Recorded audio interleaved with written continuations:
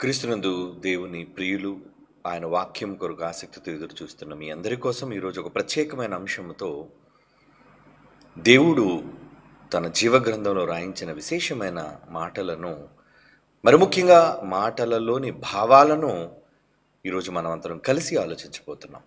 అదే ఈరోజు మన అంశం, తండ్రి కన్నా కుమారుడు తక్కువవాడా. ఎందుకంటే ఈరోజు అనేక మందిలో ఉన్న ఒక సదాభిప్రాయం, మరొక దురాభిప్రాయం, ఇలాంటి భిన్నాభిప్రాయాలు నేటి క్రైస్తవ్యంలో ఉండటం వలన కొందరేమో క్రీస్తు దేవునితో సమానుడని, మరికొందరేమో తండ్రి కన్నా కుమారుడు తక్కువవాడని, దీని విషయమై ప్రజలకు ఉన్న అపోహలను, అనుమానాలను బైబిల్ నుంచి సమాధానాన్ని ఇవ్వడానికి మాత్రమే ఈ అంశాన్ని మీ ముందుకు తీసుకురావడం జరుగుతుంది. ఎవరో తప్పుడుగా మాట్లాడిన వాళ్ళకి కౌంటర్గా, లేదంటే వారిని విమర్శించడానికో అని నేనైతే అనుకోవటం లేదు. ఎందుకంటే మనమంతా క్రైస్తవులం, మనందరికీ ఆధ్యాత్మిక గ్రంథం బైబిల్. మనం ఎటువంటి అభిప్రాయాన్ని కలిగి ఉండాలో ఒకసారి బైబిల్లో ఒక మాట చూసి ముందుకు వెళదామా? చూడండి, ఎఫెసీయులకు రాస్తున్న పత్రిక 4వ అధ్యాయం 11వ వచనాన్ని చూడగలిగితే, ఎఫ్సి పత్రిక 4వ అధ్యాయం 11వ వచనం, మనం అందరం విశ్వాసము విషయములో, మనకున్న నమ్మకం, ఈ విశ్వాసము విషయములో దేవుని కుమారుని గూర్చిన జ్ఞాన విషయములో, మరి ముఖ్యంగా ఎవరి కోసం అంటండి? దేవుని కుమారుడు ఆయన క్రీస్తు వారి కొరకు సంబంధించిన విషయం అంటున్నాడు. చూడండి, దేవుని కుమారుని గూర్చిన జ్ఞాన విషయం. ఈ విషయాన్ని ఆలోచించాలంటే జ్ఞానం కావాలి. ఎక్కడుంది జ్ఞానం? బైబిల్. బైబిలే మహాజ్ఞాన గ్రంథం. మనం మనుషులు రాసిన కామెంటరీలు చదవవలసిన అవసరం లేదండి. జైశాలి గారు చెప్పినట్లుగా ఒక మంచి సూక్తిని చెప్పారు ఆయన, బైబిల్కి బైబిలే సమాధానం అని. బైబిల్లోని ప్రశ్నకు మనం బైబిల్నే వెతకాలి. మనుషుల యొక్క ఉద్దేశాలను, వారు రాసిన గ్రంథాలను మనం పరిగణలోనికి అవసరమైతే తీసుకుంటాం. కానీ బైబిల్ ఉంటుండగా వారి యొక్క అవగాహనలోనికి మనం వెళితే ఎక్కడైనా ఒకవేళ పొరపడొచ్చేమో. ఎందుకంటే మనుషులు ఊహను బట్టి చెప్పేది, కానీ బైబిల్ ఊహను బట్టి చెప్పినది కాదు. దేవుడే స్వయంగా పరిశుద్ధాత్ముని ప్రేరణ వలన మనుష్యుల ద్వారా వ్రాయించాడు. కనుక మనకి ఏది అవసరమో దేవుడు దానిని వివరించాడు. ఏ విషయంలో తెలుసుకోవాలట? దేవుని కుమారుని గూర్చిన జ్ఞాన విషయములో ఏకత్వము పొంది. ఏం కావాలటండి? క్రీస్తును గూర్చి ఏకత్వం కావాలి, ఆయన జ్ఞానమును గూర్చి ఏకత్వం కావాలి. ఈరోజు చాలామందికి ఎవరు క్రీస్తు అనేది అర్థం కావటం లేదు. కొందరు దైవం అంటున్నారు, కొందరు దైవం కాదంటున్నారు, కొందరు తక్కువ అంటున్నారు, కొందరు ఎక్కువ అంటున్నారు, కొందరు సమానం అంటున్నారు, కొందరు తిరిగిలేనివాడు అంటున్నారు. ఏదో ఈరోజు మనం తేల్చుకోవాలి బైబిల్ నుంచి. బైబిల్ ఆలోచించి ఒక అవగాహనకు మనం రావాలి. ఎందుకంటే నమ్మని వాళ్ళ సంగతి వదిలేయండి, నేను నమ్మని వాళ్ళ కోసం చెప్పట్లేదు ఈ మాటలు. బైబిల్ని నమ్ముతున్నాము అని అనుకున్న వాళ్ళ కోసం చెబుతున్నాను ఈ మాటలు. మీరు నిజంగా బైబిల్ నమ్ముతారా? మీరు నమ్మితే బైబిల్లో వ్రాయబడుతున్న విషయాలను మనం అంగీకరించి తీరాలి, మనం ఒప్పుకొని తీరాలి.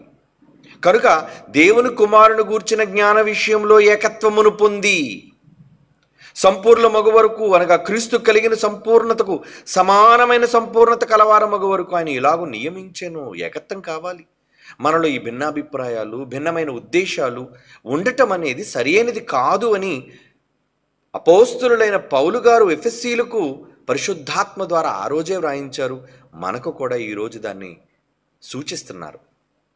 కనుక నిజంగా ఈరోజు యేసుక్రీస్తు వారిని గూర్చిన ఏదైతే అనుమానాలు మనకున్నాయో, అంటే తండ్రి కుమారులు ఎలాగ పరిశుద్ధాత్మలు ఉన్నారు, కానీ ఇప్పుడు మనం ఆలోచించాల్సింది, ప్రభు అయిన క్రీస్తు వారు తండ్రితో సమానులా?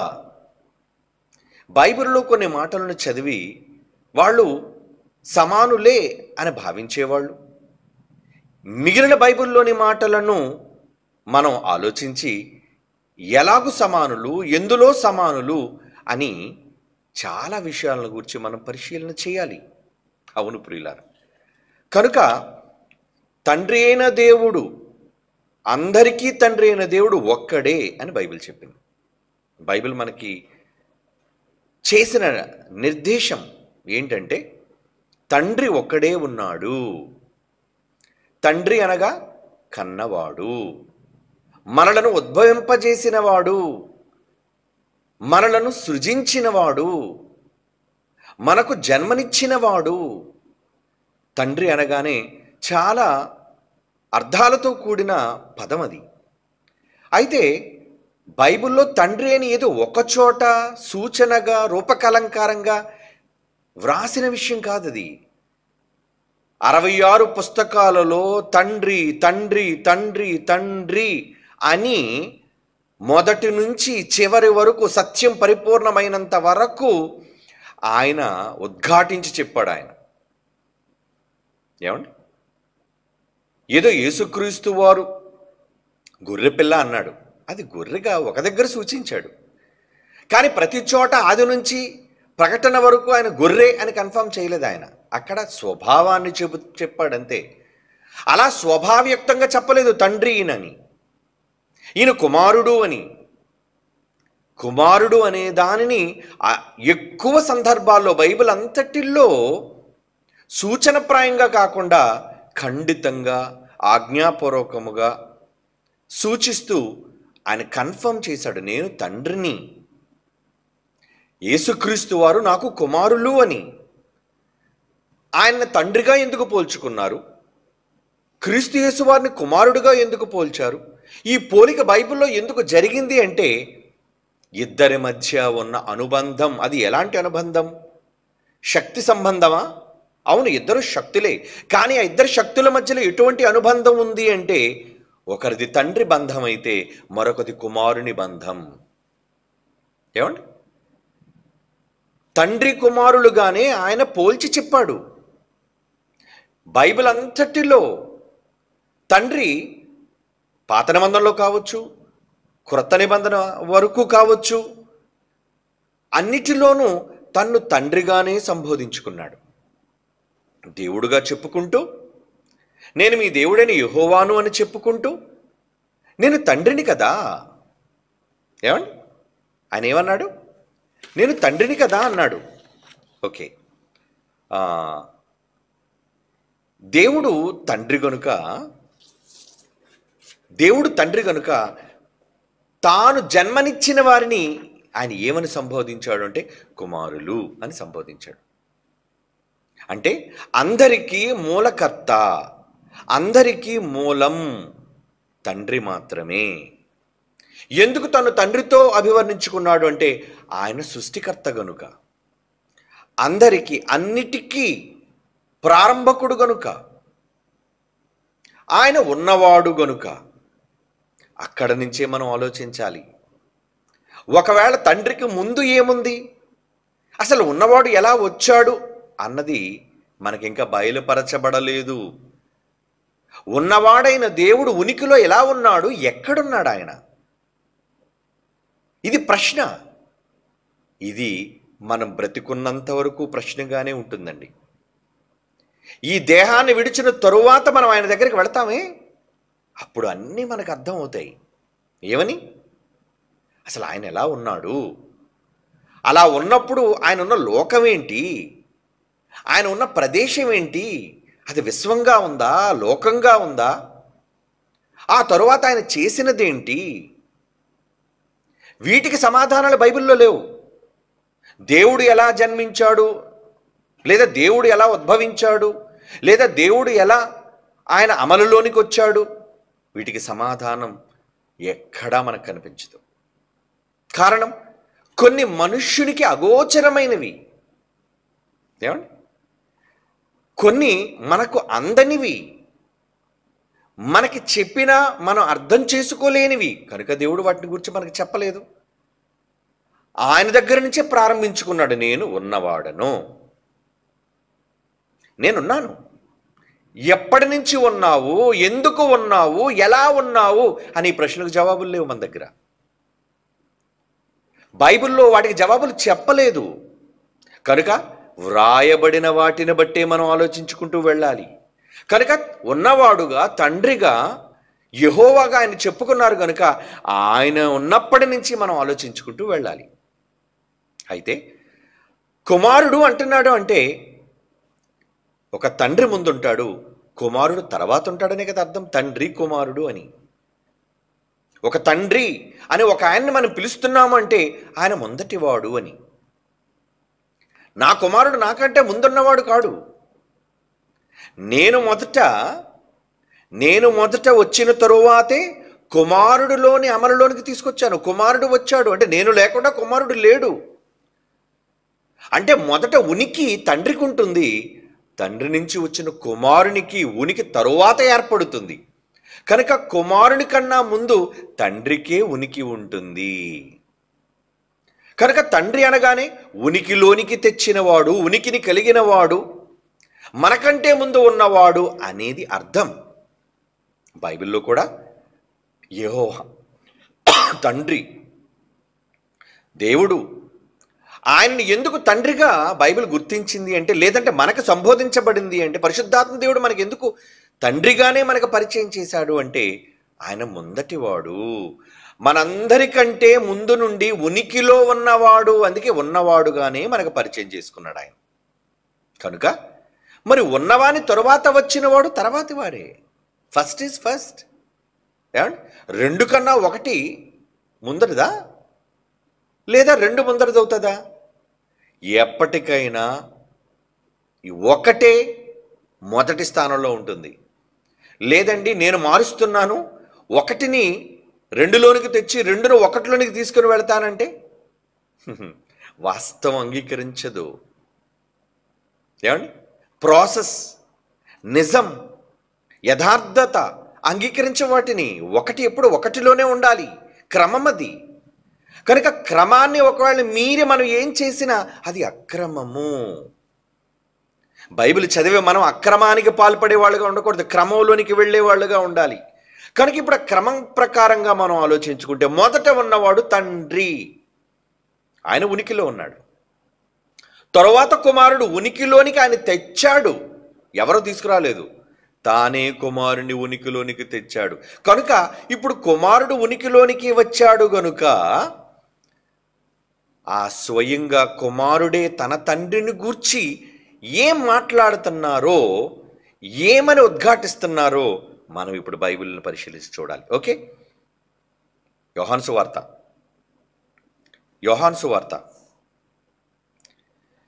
5వ అధ్యాయం 19వ వచనం చూద్దాం. యోహాను సువార్త 5వ అధ్యాయం 19వ వచనం. కాబట్టి యేసు వారికి ఇట్లు ప్రత్యుత్తరం ఇచ్చును, తండ్రి ఏమి చేయుట కుమారుడు చూచునో అదే కాని తనంతట తాను ఏదియో చేయనేరడు.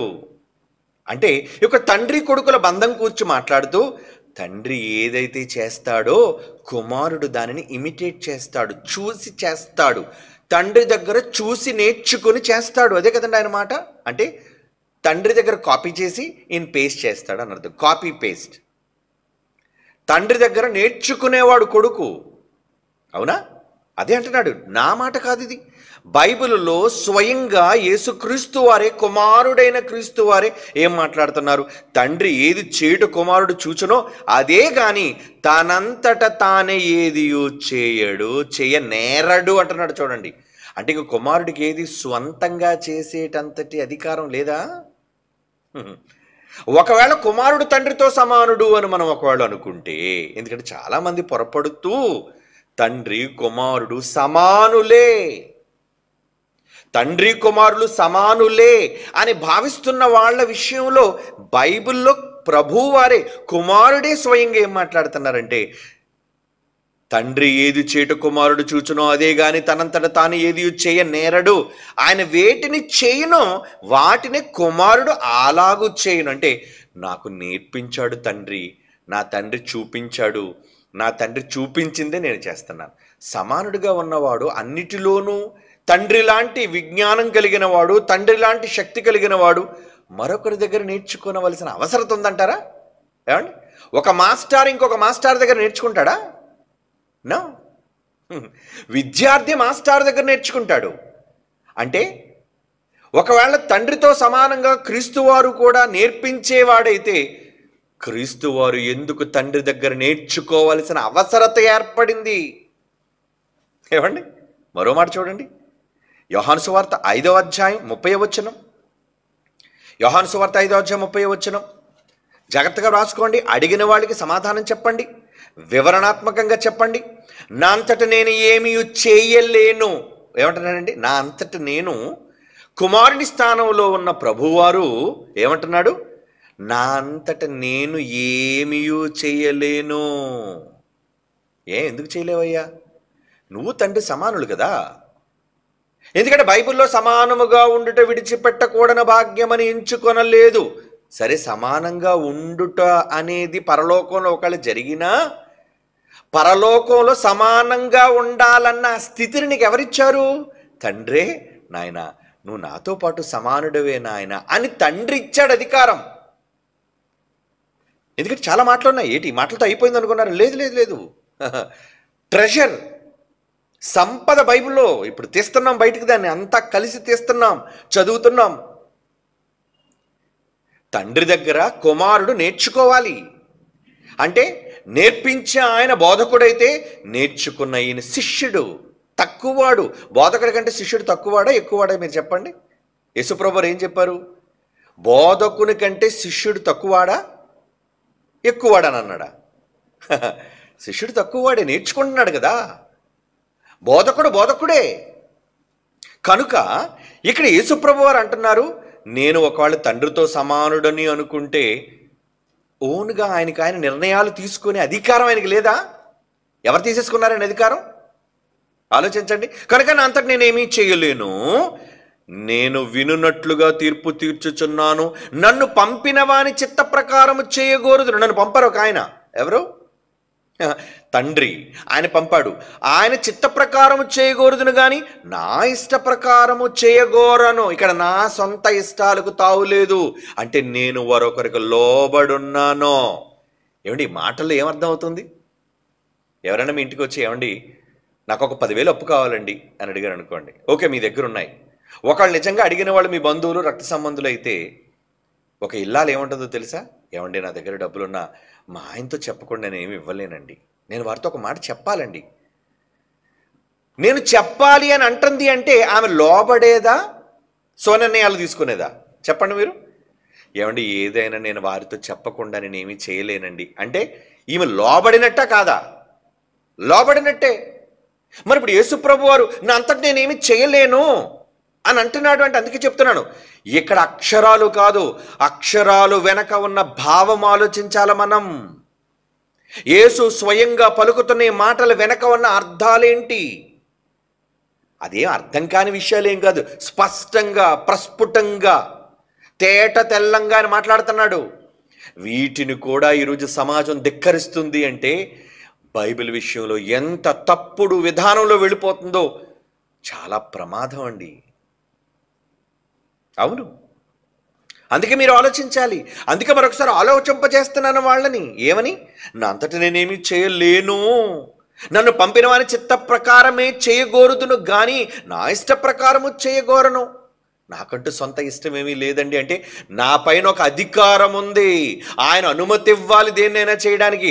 అంటే ఇప్పుడు తండ్రి గొప్పవాడా, యేసు ప్రభు గొప్పవారుగా కనబడుతుంది ఇక్కడ మనకి? నేను ఏది చేయాలన్నా ఆయన అనుమతి కావాలి. ఈయన కూడా ఈక్వల్ దేవుడు కదా, సమానంగా ఉన్నవాడు కదా. తీసుకో నిర్ణయం నువ్వు.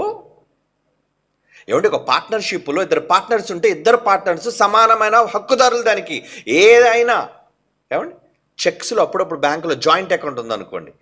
జాయింట్ అకౌంట్ ఉన్నప్పుడు ఏం చేస్తారంటే, అది భార్యాభర్తలు కానీ, తండ్రి కుమారులు కానీ, అన్నదమ్ములు అక్క చెల్లెలు కానీ జాయింట్ అకౌంట్ ఓపెన్ చేసినప్పుడు చెక్ పవర్ ఇచ్చేటప్పుడు ఆపరేటెడ్ బై బోత్ అని ఉందనుకోండి. అంటే మీ కనీస జ్ఞానం కూడా తెలియాలి కదా. చెక్కులో ఎవరు సంతకం పెట్టినా డబ్బులు ఇస్తారు. ఏమండి, నేను మా నాన్నగారిది కలిసి జాయింట్ అకౌంట్ ఉందండి. ఇప్పటికీ నేను సంతకం పెట్టినా నా సంతకం చెల్లుతుంది, మా నాన్నగారి సంతకం పెట్టినా చెల్లుతుంది. కానీ కొన్ని సందర్భాల్లో ఇద్దరు సంతకాలు ఉండాలన్నారు అనుకోండి, అప్పుడు ఎవరో ఒక్కరు పెడితే కుదరదు, ఇద్దరూ పెట్టాలి. ఒక చెక్కు పైన ఇద్దరు ఉండాలి, కండిషన్ అప్లై అవుతుంది అక్కడ. నేను పెట్టేశాను కదండి అకౌంట్, మా ఇద్దరిది కదండి, నేను పెట్టేశాను ఇవ్వండి అంటే ముందు అక్కడ అనుమతి ఎలా ఉంది? ఒకరు సంతకం పెడితే ఇచ్చేటట్టు ఉందా, ఇద్దరు సంతకం పెట్టాలనా? అది ఎలాగ సాధ్యమో ఇక్కడ కూడా యేసుక్రీస్తు వారు ఒక డెసిషన్, ఒక నిర్ణయాన్ని తీసుకోవాలంటే ఇది నా చేతిలో ఉన్నది కాదు, నా తండ్రి అనుమతి ఇవ్వాలి అంటున్నాడంటే ఆయన అనుమతి లేకుండా నా సంతకం చెల్లదు. ఎందుకంటే అనుమతి ఇచ్చేవాడు ఆయన, ఆయన నాకంటే గొప్పవాడు అని యేసుక్రీస్తు వారే స్వయంగా ఒప్పుకుంటున్నారు. Okay, right. ఇప్పుడు మరొక పాయింట్, మరొక కోణంలో ఆలోచిద్దాం. యోహాను సువార్త 8:28. యోహాను సువార్త 8:28. కావున యేసు, మీరు మనుష్య కుమారుని పైకెత్తినప్పుడు నేను ఆయననియు నా అంతట నేనే ఏమీ చేయక తండ్రి నాకు నేర్పినట్లు ఈ సంగతులు మాట్లాడుచున్నాను. అంటే తండ్రి ఏం చేశాడు? యేసుప్రభు వారికి ఏం చేశాడు? నేర్పించాడా? జ్ఞానం యేసుప్రభు అయితే యేసుప్రభు వారు మరొకరి దగ్గర నేర్చుకోవడం ఏంటండి? జ్ఞానమే క్రీస్తు జ్ఞానము శక్తి అయి ఉన్నాడు అంటే ఆ జ్ఞానం ఆయనకి ఎక్కడి నుంచి వచ్చిందో తెలుసా? పరలోకంలో తండ్రి దగ్గర నేర్చుకున్నాను అని స్వయంగా ఆయనే అంగీకరించాడు. ఓన్ స్టేట్మెంట్ అంటారు దాన్ని, ఎవరో చెప్పిన థర్డ్ పార్టీ స్టేట్మెంట్ కాదు ఇది. హియర్సే వర్డ్స్ కాదు, ఎవరు ఇలా అన్నారటండి యేసుప్రభు గురించి కాదు, స్వయంగా యేసుప్రభు వారే చెబుతున్న మాట. ఏమని? నేను నేర్చుకున్నానండి మా నాన్నగారి దగ్గర. అంటే నువ్వెందుకు నేర్చుకున్నావు? ఇది భూమి మీదకి వచ్చినప్పుడు కాదు, భూమి మీద క్రీస్తు వారు రాక మునుపు పరలోకంలో ఉన్నప్పుడే తండ్రి దగ్గర నేర్చుకున్నాడా? సమానమైన దేవుడుగా తండ్రికి ఎంత జ్ఞానం ఉందో కుమారుడు కూడా అంత జ్ఞానం ఉండాలిగా. ఈయనెందుకండి నేర్చుకోవాల్సిన అవసరత? తెలీదా? తెలీదు. యేసుక్రీస్తు వారికి తండ్రికున్న జ్ఞానము లేదు. బాధ వస్తుందో యేసుప్రభుని అంటున్నానని? యేసుప్రభు వారికి లేని బాధ మీకెందుకండి? నేను మా నాన్న దగ్గర నేర్చుకున్నాను అని యేసుప్రభు వారు అంటుంటే అబ్బెబ్బెబ్బెబ్బే నేర్చుకోవట్లేదంటే నువ్వు అక్కడ ఉన్నావా? లేదండి తండ్రి నేర్పించలేదు, యేసుప్రభు వారు స్వయంగానే ముందు నుంచి జ్ఞానవంతుడు అని ఎవరి దగ్గర నేర్చుకోవాల్సిన అవసరం లేదు. నీకెలా తెలుసు? బైబిల్లో దానికి ఏమైనా మాట ఉందా, ఆధారం ఉందా? నా అంటే ఈ మాటల వెనుక భావం మనకి ఏం చెబుతుంది అంటే తండ్రి దగ్గర కొడుకు ఒక స్టూడెంట్గా నేర్చుకున్నాడు. ఎవరన్నారు ఈ మాట? పరిశుద్ధాత్మను చెప్పిన మాట కాదు, తండ్రి చెప్పిన మాట కాదు. ఏ కుమారుణ్ణైతే తక్కువ చేసి మాట్లాడుతున్నావని ఎవరెవరో తప్పుడుగా అభిప్రాయపడుతున్నారో వాళ్ళతో చెబుతున్నాడు. ఏమండి? యేసుప్రభుని అలాగ అనడం తక్కువ చేసి మాట్లాడటమా? నేను నేర్చుకున్నానర్రా అని ఆయన చెప్తుంటే లేదు నువ్వేమీ నేర్చుకోలేదు అంటానంటే యేసుప్రభు కంట మొదట వాడవా నువ్వు? బైబిల్ కంట మహాజ్ఞానివా? ఏంటండి క్రైస్తవ్యం ఇలా మారిపోయింది? అంటే భావాలు వీళ్ళకి అక్కర్లేదా? ఆలోచనలు వీళ్ళకి అక్కర్లేదా? దేవుడు రాయించిన సందర్భాలు వీళ్ళకి అక్కర్లేదా? అక్కర్లేదు. అందుకే ఇక్కడ యేసుప్రభు వారు అంటున్నారు అలాంటి వాళ్ళ కోసం తండ్రి నాకు నేర్పినట్లు ఈ సంగతులు మాట్లాడుచున్నాను నీవు మీరు గ్రహించెదరు. నన్ను పంపినవాడు నాకు తోడై ఉన్నాడు. ఆయన తోడు లేకుండా నేను రాలేడా? ఇండివిజువల్ గాడ్, సొంత దేవుడు ఈయన కూడా. తండ్రి వారికి ఉన్న సర్వ హక్కులు సర్వశక్తులు ఈయనకున్నప్పుడు ఈయనకెందుకు ఆయన తోడు? తండ్రి ఎప్పుడన్నా అన్నాడా యెహోవా నాయన నేను నాకు తోడు కావాలి అన్నాడా? నేను నేర్చుకున్నాను అని అన్నాడా? బైబిల్లో ఎక్కడ కనబడవండి. తండ్రి అయిన యెహోవా నేర్చుకోవడం ఏంటి? ఆయన ఎవరి దగ్గర నేర్చుకుంటాడు? ఆయనే అందరికీ నేర్పించే బోధకుడు. యేసుప్రభు వారిని ఒకరు వచ్చి సద్బోధకుడా అని పిలుస్తారు. సద్బోధకుడా అలాగా అన్నప్పుడు ఏమండి ఆ సందర్భంలో ఆయన ఏం మాట్లాడతారు చూడండి. సద్బోధకుడా అని మీరు నన్ను అంటున్నారేంటి? అసలు బోధకుడు ఎవరో తెలుసా? ఏమండి ఎవరు బోధకుడు అని అంటున్నాడు చూడండి ఒకసారి. లూకాసు వార్త 18:18 చూడండి. లూకాసు వార్త 18:18. ఒక అధికారి ఆయనను చూచి సద్బోధకుడా, మంచి బోధకుడా అంటే నిత్య జీవమునకు వారసుడొకటకు నేనేమి చేయవలని అడుగందుకు యేసు నేను సత్పురుషుడనని ఎలా చెప్పుచున్నావు? నన్ను అంటున్నావు సద్బోధకుడని, మంచి బోధకుడని, మంచి మనిషినని, సత్పురుషుడనని నన్ను అంటున్నావేంటి? దేవుడొక్కడే తప్ప మరి ఎవడునూ సత్పురుషుడు కాడు. అంటే సద్బోధకుడైన, సత్పురుషుడైన, సత్యము అన్న సత్యానికి, సమస్తానికి ఆధారం, మూలం ఒకడే. ఎవరైనా హీఈస్ మై ఫాదర్, ఆయన నా తండ్రి. ఇప్పుడు చెప్పండి, తండ్రి కాదా మూలం? తండ్రి కాదా జ్ఞానమంతటికీ కూడా కేంద్రం? యేసుప్రభుకున్న జ్ఞానం ఎక్కడి నుంచి వచ్చింది? అలాగని మనం యేసుప్రభుని తక్కువ చేయట్లేదండి. ఆయన చెప్పిన మాటలనే మనం ఆలోచిస్తున్నాం. అయ్యా ఆయన చెప్పారు, నేను ఆయన దగ్గర నేర్చుకున్నానండి అని. అవునా ప్రభువా? ఆయన చెప్పాడు కనుక మనం అనుకోండి. ఆయన చెప్పలేదు అనుకోండి, ఒకవేళ ఆయన తండ్రిక నాకు నేర్పించలేదు, తండ్రి ఎలాగ జ్ఞానవంతుడో, తండ్రి ఎలాగైతే సమస్తం ఎరిగినవాడో నేను కూడా అలా ఎరిగినవాడును అన్నాడు అనుకోండి, మనం అలాగ ఒప్పుకుందాం, అంగీకరిద్దాం. కానీ స్వయంగా యేసుక్రీస్తు వారే ఏమంటున్నారండి ఇక్కడ? నేను సత్పురుషుడనని ఎలా చెప్పుచున్నావు? దేవుడొక్కడే తప్ప మరి ఎవడును సత్పురుషుడు కాడు. అంటే ఈయన బోధకుడు కాదనే కదా. నేను ఆయనకు మించిన బోధకుడు కాను, బోధకుడినే ఏమండి. కానీ మొదటి బోధకుడు, ఫస్ట్ టీచర్, మొదటి నేర్పించే మాస్టర్ ఎవరో తెలుసా?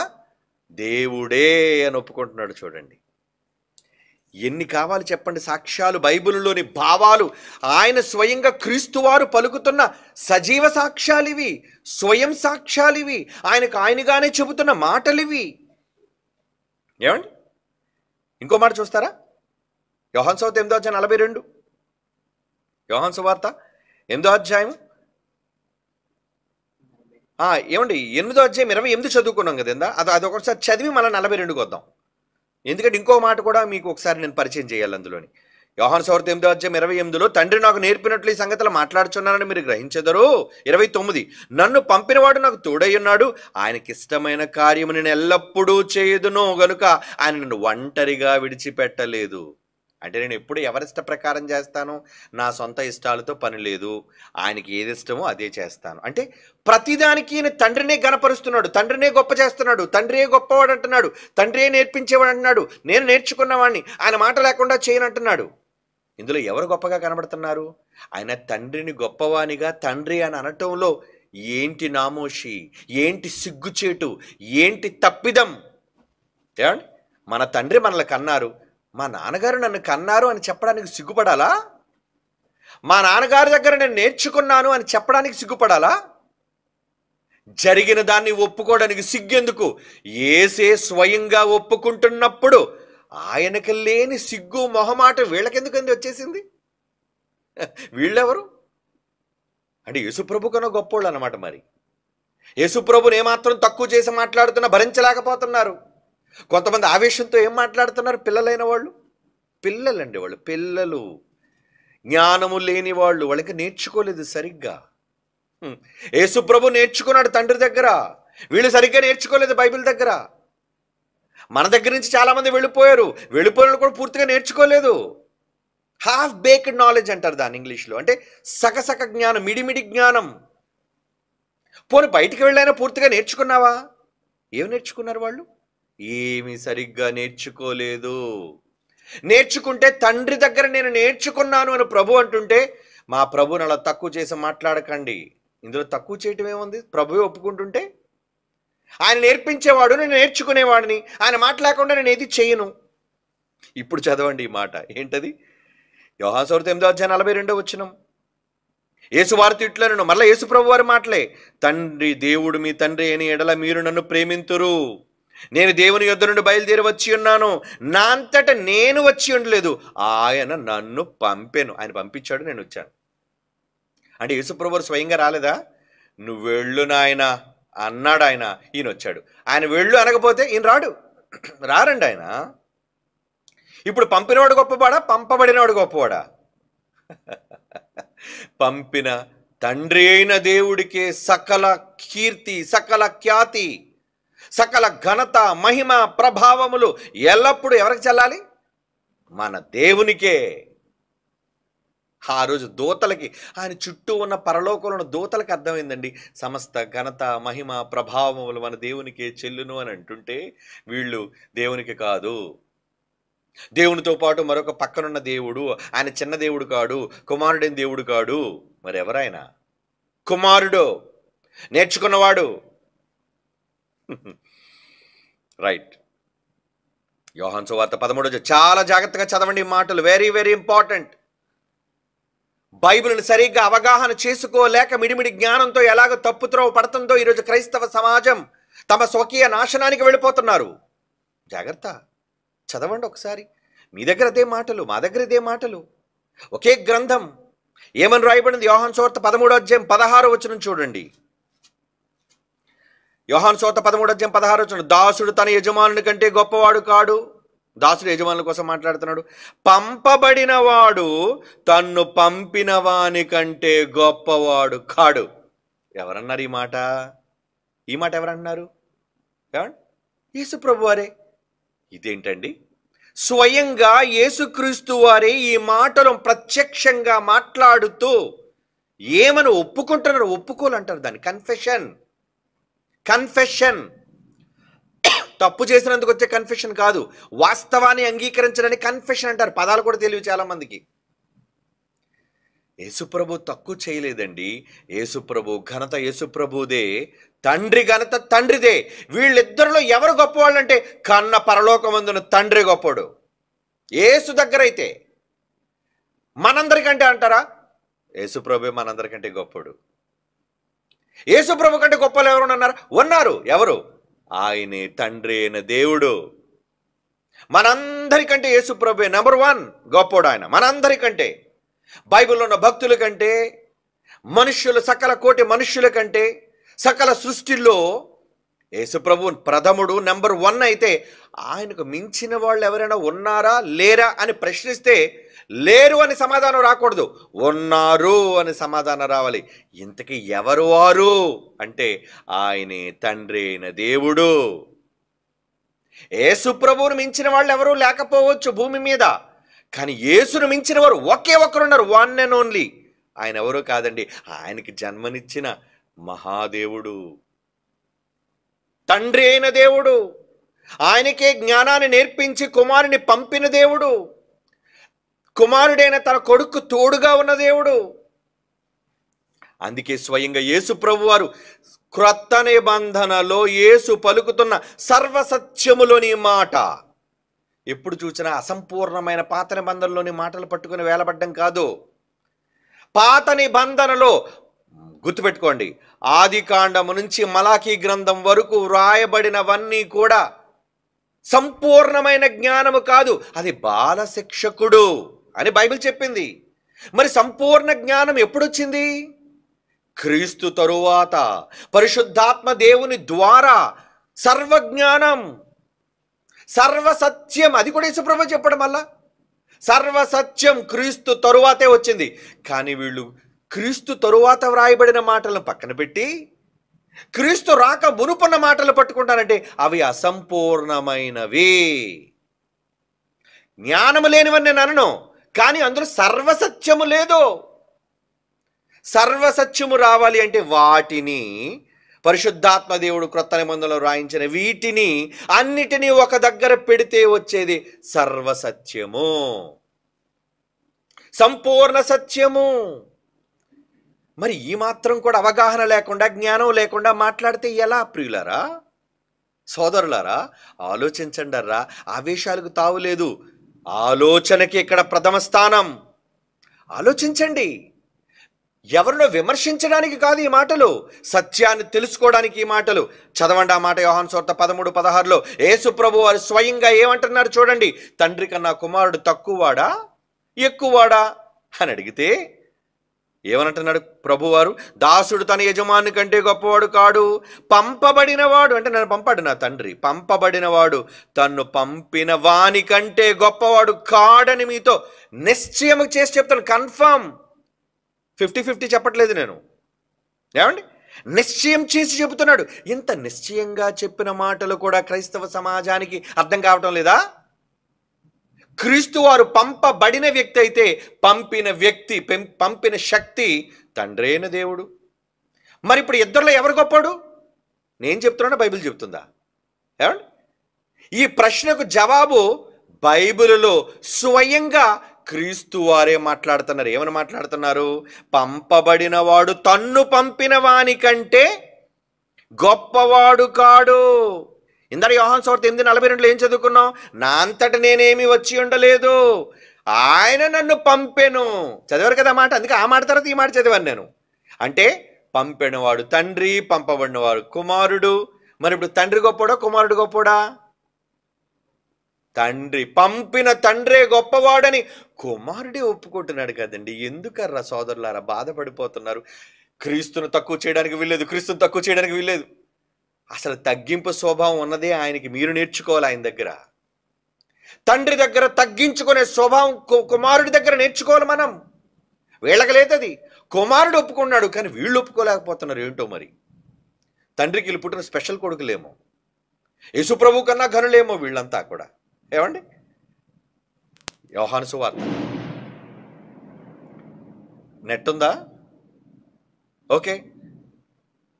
యోహాను సువార్త 10వ అధ్యాయం 28వ వచనం చూడండి ప్రియులారా. యోహాను సువార్త 10వ అధ్యాయం 28.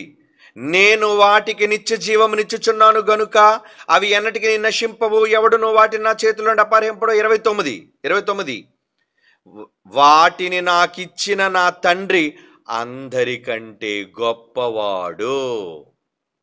ఏమండి? ఎవరు గొప్పవాడని కుమారుడు ఒప్పుకున్నారు? ఎవరు గొప్పవాడని కుమారుడు ఒప్పుకున్నాడు? నేను వాటికి నిత్య జీవం ఇచ్చుచున్నాను, నేను పరలోకాన్ని ఇస్తున్నాను. సరే, అంటే గొర్రెలు కానీ మనం కానీ, అంటే మనంతా సాధువులుగా ఉన్నాం కాబట్టి వాళ్ళకి నిత్య జీవాన్ని నేను ఇస్తాను అనుకున్నారా? కానీ ప్రజలకు నిత్య జీవానికి నడిపించడానికి ఏమండి అవి ఎన్నటికీ నేను నశింపవు, ఎవడును వాటిని నా చేతిలో నుంచి అపహరింపడు, నా వారిని ఎవరు తీసుకుపోలేడు. వాటిని నాకిచ్చిన నా తండ్రి నాకిచ్చాడు. ఎవరిచ్చారు? మా డాడీ, నా తండ్రి, నన్ను కన్న తండ్రి నాకు ఇచ్చాడు. అందరికంటే గొప్పవాడు. అందరికంటే గొప్పవాడని ఎవరు ఒప్పుకున్నారు ఇక్కడ? యేసుప్రభు వారు. అంటే యేసుప్రభు వారి కంటే గొప్పవాడా తండ్రి? యేసుప్రభు వారి కంటే తండ్రి గొప్పవాడా? అవును, గొప్పవాడే అని యేసుక్రీస్తు వారే ఒప్పుకుంటున్నారు. ఇది మనుష్యులుగా అందరూ అంగీకరించి తీరాలి. ఎవడైనా ఆయన మాటను అంగీకరించకపోతే ప్రజలలో నుంచి కొట్టివేయబడాలని చెప్పాడు.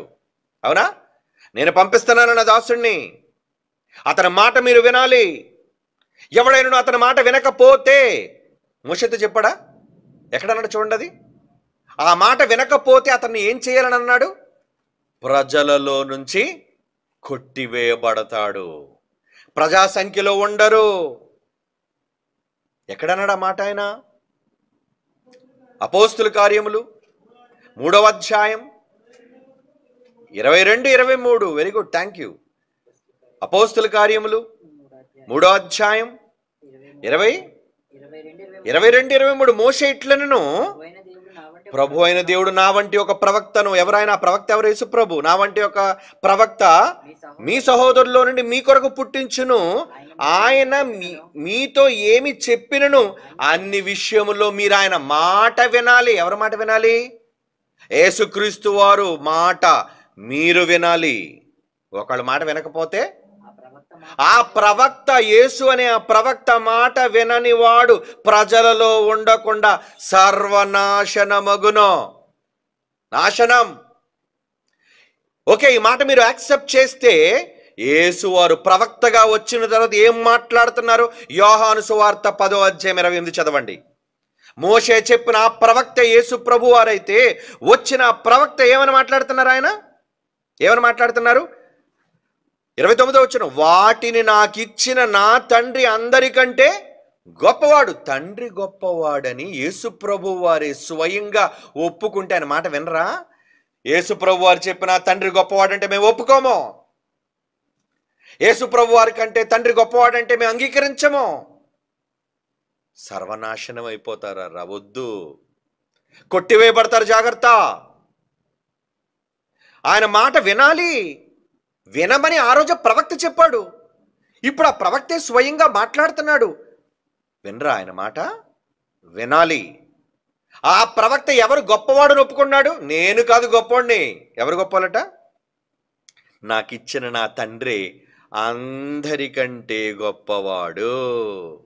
యోహాను సువార్త 14వ అధ్యాయం 28 చూడండి ప్రియులారా. యోహాను సువార్త యోహాను సువార్త 14:28, నేను వెళ్ళి మీ యొద్దకు వచ్చేదని మీతో చెప్పిన మాట మీరు వింటిరి కదా, తండ్రి నాకంటే గొప్పవాడు. ఇంకా క్లారిటీగా చెప్పాడండి. తండ్రి నాకంటే గొప్పవాడు గనుక మీరు నన్ను ప్రేమించిన ఎడల నేను నా తండ్రి యొద్దకు వెళ్ళుచున్నానని మీరు సంతోషించుదురు. ఈ ప్రవక్త మాట అంగీకరిస్తారా, అంగీకరించరా? అంగీకరించండారా సోదరులారా. నాశనాన్ని కొని తెచ్చుకోకండి దేవుని పిల్లలారా, మీరు ఆయన పిల్లలే. మన దగ్గర ఉన్నది ఈ వాక్యమే. అపార్థం చేసుకోకండి. ఎవరో మిమ్మల్ని గలిబిలి చేస్తున్నారు, ఎవరో మిమ్మల్ని తప్పుత్రోవ పట్టిస్తున్నారు. వింటున్న దేవుని చేత నేర్పబడుతున్న పిల్లలారా, వ్రాయించిన దేవుడు తన గ్రంథములో ఏమని వ్రాయిస్తున్నాడు? యేసుక్రీస్తు వారు స్వయంగా అంటున్న మాట, తండ్రి కన్నా కుమారుడు తక్కువవాడా? ఇప్పుడు చెప్పండి, తండ్రి కన్నా కుమారుడు తక్కువవాడా? అవును, తక్కువవాడే. ఎందుకంటే కుమారుడు ఎవరిని గొప్పవాడు అంటున్నారు? చదవండి ఆ మాట. తండ్రి నాకంటే గొప్పవాడు అంటే కొడుకే స్వయంగా మా నాన్న గొప్పోడు అంటున్నప్పుడు, అంటే నాన్న అంత గొప్పోడు నేను కాననే కదా అర్థం. లేదు మా నాన్న నేను గొప్పవాళ్ళమే అంటున్నాడా? నో, ఆయన నాకు టీచర్, ఆయన నాకు నేర్పించాడు, ఆయన దగ్గర నేను విద్యార్థిని, ఆయన చెయ్యమందే నేను చేస్తాను, ఆయన చెప్పకుండా ఏది నేను చెయ్యను. చివరికి భూమి మీదకి వచ్చి యేసు పలికిన ప్రతి మాట ఎవరిదని అంటున్నాడు? యోహాను సువార్త 7:16. యోహాను సువార్త 7:16 వచ్చినాడు, నేను చేయు బోధ నాది కాదు, నన్ను పంపిన వానిదే, నన్ను పంపిన వానిదే. 18 వచనం, తనంతట తానే బోధించువాడు స్వకీయ మహిమను వెదుకును. సొంత ఏదో కొత్త విషయాలు చెప్పాలని అబద్ధాలు చెబుతున్నారు. బైబిల్లో కొత్త విషయాలు పరిచయం చేయాలని కొత్త సిద్ధాంతాలు చెబుతున్నారు. త్రియేక దైవం అంటున్నారు. ఏమండి, ముగ్గురులో ఒక్కడంటున్నారు, ఒక్కడే ముగ్గురు అంటున్నారు, ముగ్గురు సమానం అంటున్నారు. నెవర్. తండ్రికి సమానులు ఎవరు కారు, తండ్రికి సమానులు ఎవరు కారు. తండ్రి తండ్రే. తండ్రి మనలను గొప్పవాళ్ళుగా చేస్తే అది ఆయన గొప్పతనం. అది కానీ పుట్టుకతో మనకు వచ్చిన గొప్పతనం కాదది, మనం సంపాదించుకున్నది కాదది, తండ్రి దయతో మనకు పెట్టినది దానం. నిత్యత్వం అనేది తండ్రి మనకిచ్చిన దానం, జ్ఞానం అనేది దేవుడు మనకిచ్చిన దానం, ఆయన వేసిన భిక్షం. అవును, కుమారుడే స్వయంగా నా తండ్రి గొప్పవాడు, నా తండ్రి గొప్పవాడు, నేను ఆయన కన్నా తక్కువవాడను, ఆయన నాకంటే గొప్పవాడు అని ఒప్పుకుంటున్నాడుగా. అయినా వీళ్ళు ఒప్పుకోలేకపోతున్నారు. చూసారా? అంటే యేసు చెప్పిన మాటను అంగీకరించలేకపోతున్నారండి. మరి యేసుప్రభు వారు గొప్పవాడుగా సమానుడిగా మారిపోయారు కదండి, గొప్పవాడు కదండి. అంటే యేసుప్రభు గొప్పవాడు కాదని ఎవరన్నారు? తండ్రికి మించిన వాడు కాడు. లోకంలో ఒక సామెత ఉంది, ఏమని? తండ్రిని మించిన తనయుడు అనేది. ఎవడు కనిపెట్టాడు? బైబిల్లో ఉందా మాట? తండ్రిని మించిన కొడుకని మనిషికి రాశాడు ఆ పదం. అది బైబిల్ దగ్గర వర్తించదు. తండ్రి తండ్రే, కుమారుడు కుమారుడే. తండ్రికి మించిన కొడుకు కాదు, తండ్రితో సమానుడుగా యేసుప్రభు కోరుకోలేదు. నాకు సమానత్వం కావాలి, సమానత్వం కావాలని కోరుకోలేదు. తండ్రే, నాయన రా కూర్చో, నా పక్కన కూర్చో, నాతో సమానత్వాన్ని నీకు ఇస్తున్నాను నాయన. అది తండ్రి గొప్పతనం. కుమారుని తనతో సమానంగా ఉండుటకు అధికారం ఇచ్చాడు తండ్రి. యోహాను సువార్త 8:49 చూడండి. యోహాను సువార్త 8:49 నేను దెయ్యం పట్టినవాడిని అనుకుంటున్నారా? కాను. ఏమండి? నా తండ్రిని ఘనపరుచువాడను. యేసుప్రభు ఎవరటండి? ఎవరిని ఘనపరిచేవాడట? తండ్రిని ఘనపరుస్తాడా? అదేంటండి? ఇద్దరు సమానమైన దైవాలు అయినప్పుడు ఒక దైవం మరొక దైవాన్ని ఘనపరచడం ఏంటి? నేను దైవమైనా మా నాన్న నాకంటే గొప్పోడు, మా నాన్న అందరికంటే గొప్పోడు, మా నాన్న ఒక సూపర్ హీరో, మా నాన్న వల్ల ఇవన్నీ. Yes, my dad is my hero. యేసుప్రభు అంటున్నాడు, మీ హీరోలు ఎవరు? సరే, ప్రతి కొడుక్కి వాళ్ళ డాడీ హీరోయే. నాకు కూడా చిన్నప్పుడు మా డాడీ హీరో. కానీ జ్ఞానం తెలిసిన తర్వాత ఏమనుకున్నాను, ఓకే నాకు మా డాడీ ఇప్పటికీ హీరో, కానీ ఈ హీరోకు మించిన ఒక పెద్ద హీరో ఉన్నాడు. ఎవరైనా? యేసుప్రభు, మరణాన్ని గెలిచిన సూపర్ హీరో. ఇంకా పెద్ద హీరో ఉన్నాడు, ఫైనల్ హీరో. ఎవరైనా? His or father. అందరికీ తండ్రి అయిన దేవుడు, ఈ హీరోలందరికీ ఉన్న ఒకే ఒక సుప్రీం హీరో, సుప్రీం గాడ్. ఒకే ఒక్క తండ్రి, ఇద్దరు ముగ్గురు లేరు తండ్రులు మనకి, ఒకే తండ్రి, వన్ ఫాదర్. ఆయన మించిన తండ్రి లేడు. ఒప్పుకోవాలా? ఒప్పుకోవాలి. కానీ ఇప్పుడు మనం ఆలోచిస్తుంది తండ్రి కుమారుడు, వీళ్ళిద్దరిలో ఎవరు గొప్పవాళ్ళు?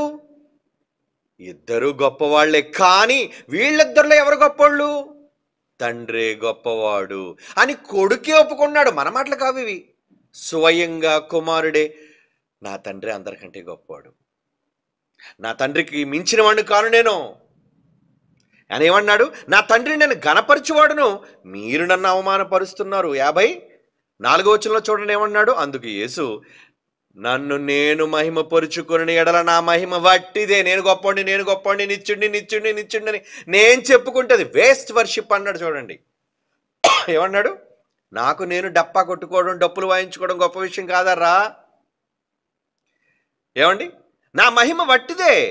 మా దేవుడని మీరు ఎవరిని గూర్చి చెప్పుచున్నారు? మీరు అందరూ అన్నారు మా దేవుడు మా దేవుడు మా దేవుడని.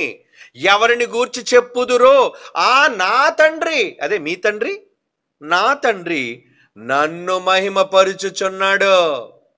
నాకు వచ్చిన మహిమ నేను సంపాదించుకున్న మహిమ కాదు ఇది. బాగా వినండి మాట, యేసు ప్రభు వారి మాట ఒప్పుకోవాలి ఎవరైనా సరే. తప్పుడు విధానాలు చెప్పి దేవుని మాటలు వంకరగా నడపకూడదు. వంకర మాటలు అన్నాడు, అందుకే వంకర మాటలు పలుకు మనుషులు ఉంటారు, బివేర్, జాగ్రత్త. ఏమంటున్నాడంటే ఇక్కడ, నా తండ్రిని మహిమపరచువాడు నేను. 54, నన్ను నేను మహిమపరుచుకునేలా నా మహిమ వట్టిదేనండి. మా దేవుడు అని మీరెవరి గురించి చెప్పుదురో ఆ నా తండ్రి నన్ను మహిమపరుచుచున్నాడు. కనుక నాకు మహిమ ఇచ్చింది ఎవరు? యేసు ప్రభు వారికి మహిమ ఇచ్చింది ఎవరు చెప్పండి? యేసు ప్రభు మహిమ కలిగిన వాడే, నేను ఒప్పుకుంటాను. ఆ మహిమ నీకు ఎక్కడి నుంచి వచ్చింది అన్నయ్య అని అడిగితే, తమ్ముడు నాకు డాడీ ఇచ్చాడురా. అవునా? డాడీ గ్రేట్ కదా? ఎస్, నీకే కాదురా తమ్ముడు డాడీ, నాకు కూడా డాడీ గ్రేట్ అంటున్నాడు. అదండి ఆయన మంచి మనసు. ఆయన అంగీకరించగలేంది మీరెవరు అంగీకరించకపోవడానికి? మీరు అంగీకరిస్తే ఏంటి, అంగీకరించకపోతే ఏంటి? ఏసు ఒప్పుకుంటే మాకు ఏసు ఒప్పుకోలతో పని లేదండి. మా బోధకులు ఒప్పుకోలే ముఖ్యం అనుకున్నారా? ఆ ప్రవక్త మాట అంగీకరించిన వాడు ప్రజల్లో లేకుండా సర్వనాశనం. This is the end. Beware, జాగ్రత్త. చాలా తప్పుడు విధానంలోనికి మనుషులు వెళ్ళిపోతారు. నేర్చుకోండి.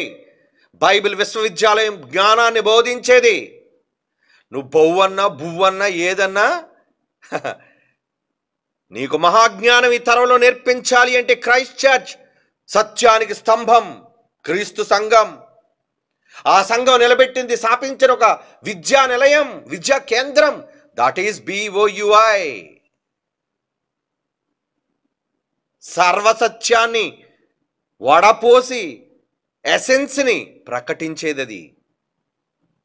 అవునా? అవును.